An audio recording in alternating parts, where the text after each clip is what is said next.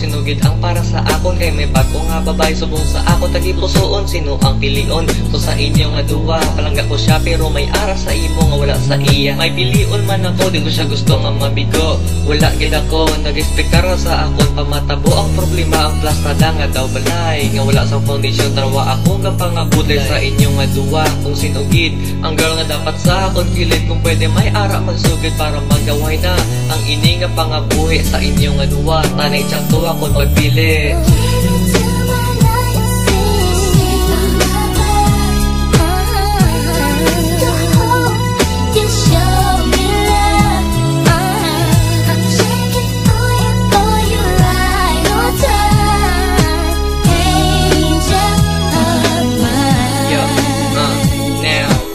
What to do, mini-mini mo galibog na ang ulo ko para ma-supposed to do. Cause me and you, kabuda nga daw ako ang ginmalas. Kung pwede ko lang tani nga tungaon ko ang oras. Pero malaan ko nga sala kung duwa akon palanggaon.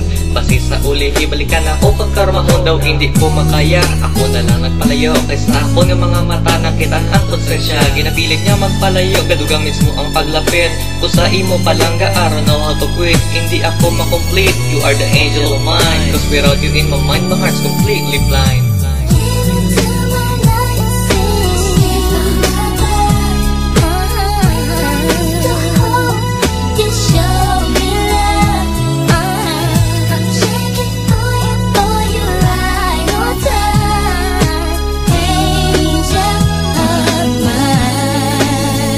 Mahimo lang tani nga nagduwa tagipusoon ko, but there is no more clue. Basi nagkulpiyan sa pagigugma ko sa imo lang nahatag ang tanan. Kay tungod bago ko lang gid ini girl nga naagyan ang pagpalangga.